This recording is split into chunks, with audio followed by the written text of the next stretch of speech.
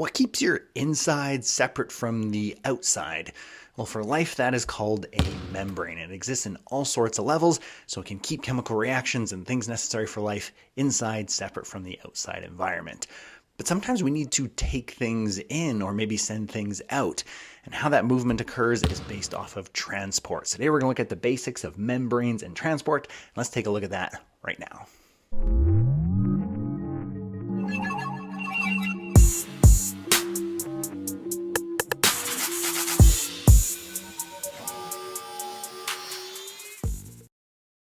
Okay, so to begin, let's take a look at membranes. So as I mentioned in the intro, for life to exist, we need to be able to control what's inside and what's outside. Chemical reactions going on the inside and also keeping things like viruses and bacteria on the outside. So important to have a barrier, and this exists at all different levels. So for example, your skin is a type of membrane that keeps things inside your body compared to outside of your body. And all the way down to the cellular level, the cell has a membrane around it that keeps its insides separate from the outside.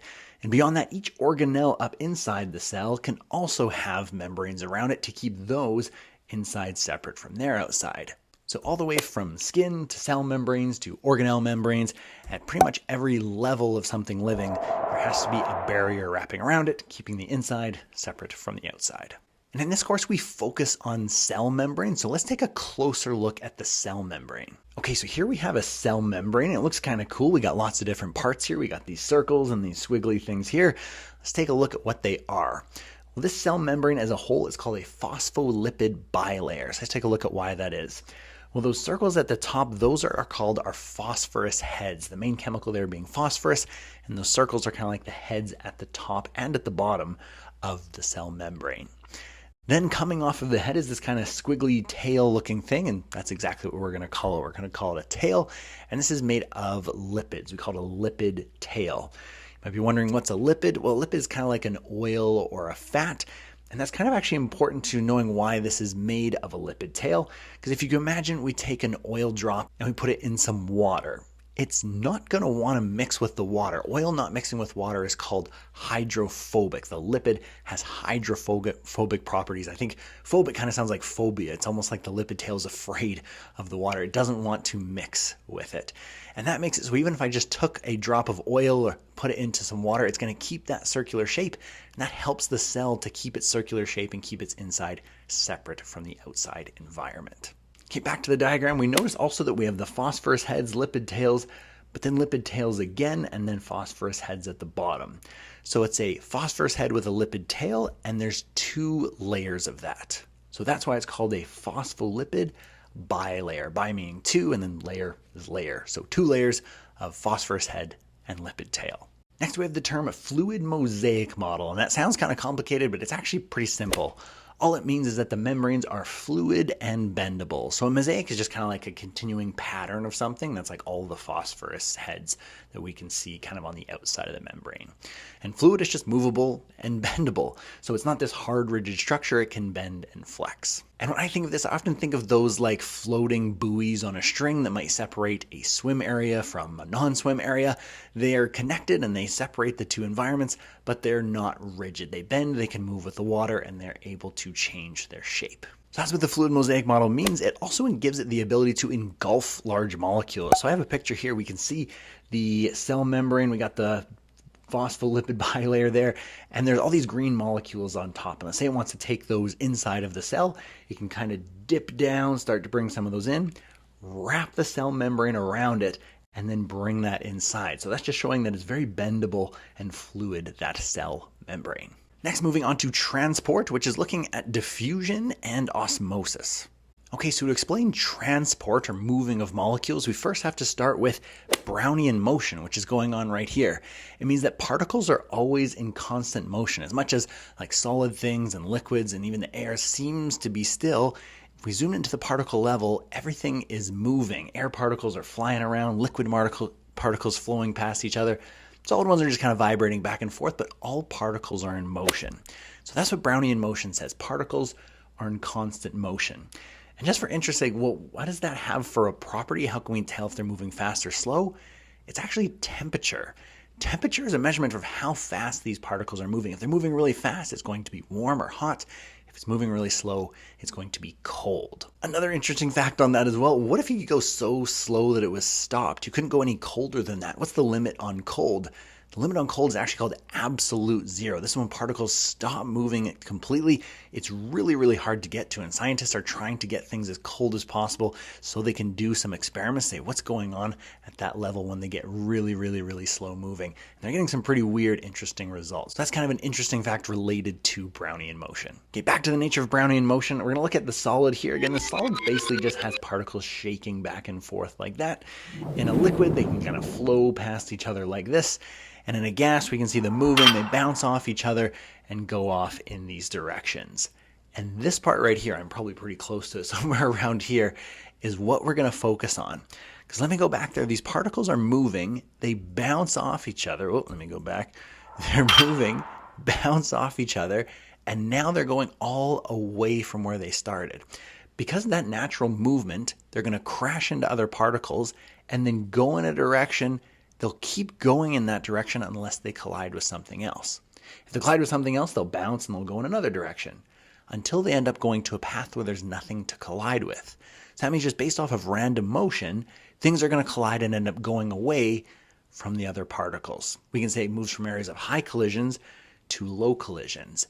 And this is moving in areas where there's lots of particles, high concentration to low concentration and spreading out. Why I explain it this way is this is what diffusion is. When you have a highly concentrated amount of particles and it just naturally, because of Brownian motion, moves to where there is less particles. We can also show this with a beaker. So I have a beaker here. Let's fill it up with water and I'm going to put a semi-permeable membrane there. In this example, I'm actually not really going to block anything from coming across, but a semi-permeable membrane means some things are allowed to pass through and some things aren't. In this case, we're going to say particles are allowed to flow through it, the particles that I'm going to be focused on. So let's put some particles in here. I have quite a few on that side, only one on this side.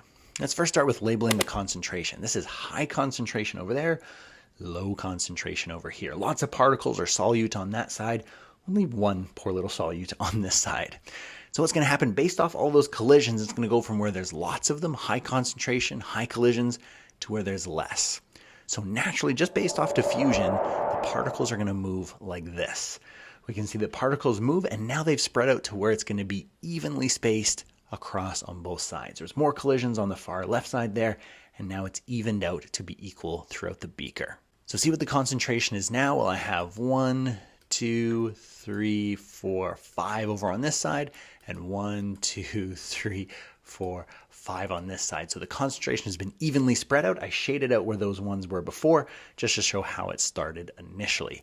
This process is called diffusion. It's also called moving down a concentration gradient from when you go from high concentration to low concentration. What I'm going to do next is I'm going to change the membrane to make it so that it won't allow those big particles or those big solute to move through. So they want to, based off diffusion, they're going to try to pass through, but we're going to stop them from moving to the other side. Okay, so we're going to say this membrane, this semi-permeable membrane, cannot allow the big particles, but it can allow water to flow. How's water going to move in this case? Well, it's kind of similar to diffusion. It's going to move from where there's lots of water to where there's less water. And we think, well, it looks like there's lots of water on both sides. Think about the ratio of how much water compared to solute. So what I mean by that is over here, it's pretty much just entirely water. There's not very much of these little yellow solutes. But over here, there's still lots of water, but there's more of these little yellow solutes. So we'd say over here on this side, there's more water concentration. I know that seems kind of backwards, but the amount of water per solute is higher on this side. The amount of water per solute is lower on that side. So the water is actually going to move from where there's more water to where there's less water, just like the particles did in the previous example. So let's take a look at what that would look like. The water would flow and it would move to the other side, and this is actually going to balance out our concentration. See now that the amount of water per solute, how much water there is for every little particle, seems to be pretty balanced. It seems to be like an even concentration. So the water is going to go to where there's more solute or where there's more particles. So this process of kind of like diffusion of water when the water's doing the moving is called osmosis. Now we have some other terms to put in for this, so let's look at the flow again. Over on that side, we said it was high concentration of solute, but we're going to get a different word for this. We're going to get hypertonic is going to be the word for this. Hypertonic, I like to think of hyper as a kid that's like hyper and like hopped up on sugar or something like that. And that makes me think lots of sugar, lots of solute is how I remember that one. Hypertonic, like lots of sugar or lots of solute. Hypotonic, hypo kind of sounds like low. And maybe if you're like low on energy, you don't have very much sugar, low amounts of something that would be dissolved like the solute here. So low is low amounts, hyper is high amounts. And what's water going to do? Water is going to move from the hypo over to the hyper. So we can see the water move from here. Sorry, the particles couldn't move there. We showed that from before. The water moves over to that side to even out the concentration. So at this point, the concentration is now equal.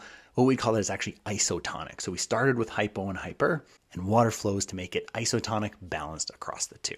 So just a couple notes there for osmosis. It's diffusion of water through a semi-permeable membrane. Water flows to where there's more solute, where there's less water. Okay, it's flowing to more solute, which kind of means less water. So this is termed with flowing from hypo to hypertonic until it's balanced. We see that term there, isotonic. And that's all we have for today's lesson. Thank you so much for watching. I hope you found that useful. If you want more help with science in the high school level, we have courses here at the channel, and I've also just the latest video up over here. So thank you again for watching, and I will see you in the next lesson.